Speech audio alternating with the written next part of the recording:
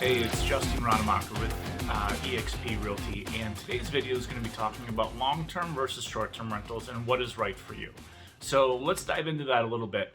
Let's talk about long-term versus short-term, and then figuring out how do you figure out what is right for you. So long-term rentals, generally speaking, are anything classified 6 months to a year or longer. That's typically a long-term rental.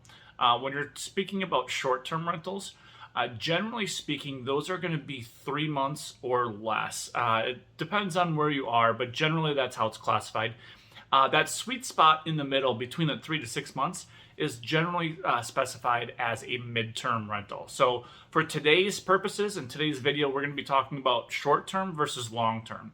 Short-term rentals are very, very popular nowadays. Obviously, with the VRBOs, the Airbnbs, they can be a lot more economical than staying in a hotel. So depending on your location, it really depends on if that's going to be the right fit for you. So down in Southwest Florida, where I am, short-term rentals, as you can probably imagine, are running rampant. So I want to talk about what happens with a short-term versus a long-term rental. Short-term rentals are very, very popular because of their cash flow. Generally speaking, you're getting $200, $300, $400 a night. Depending on what area you're in, you're probably getting 75, 80% occupancy rating down in the Southwest Florida market. So it comes down to your goals. So if your goal is to do just instant cash flow, and you're just looking to acquire as many properties and cash flow as much as possible, I would say that a short-term rental is definitely something that you want to look into.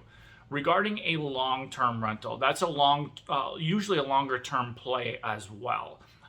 You're typically not going to cash flow as much per door or even dollar amount per month, unless you are getting apartment complexes, getting into commercial, things like that. At that point, you're typically also going to be using a lot more capital, right? So the long-term rentals, again, the 6 months or longer, you're going to generally cash flow down here in Southwest Florida. Generally, you're going to cash flow maybe between $100 to $200 a door per month.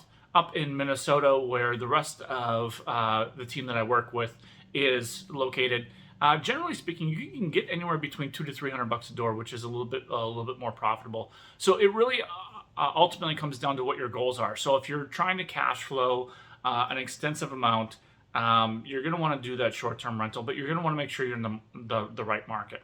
The long-term rentals are also great for diversifying your portfolio. And a little bit longer-term play, there's something called the appreciation play too. So those are pretty popular with the long-term rentals. There's also value-add opportunities. That's also typically more of a long-term rental option. So somebody who is looking to maybe exit 5, 6, 7 years down the road, a long-term rental can be a really good option because you're going to not have as much cash flow in the beginning, but you're sacrificing that because you're looking at the longer term play, which is to rent it out, do some capital improvements, and then eventually flip it or refinance out of it and pull your money out.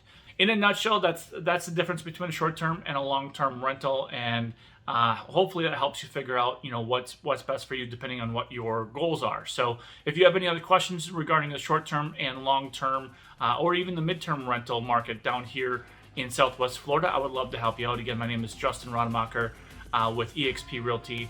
Best way to get a hold of me is 320-237-4353. Thanks.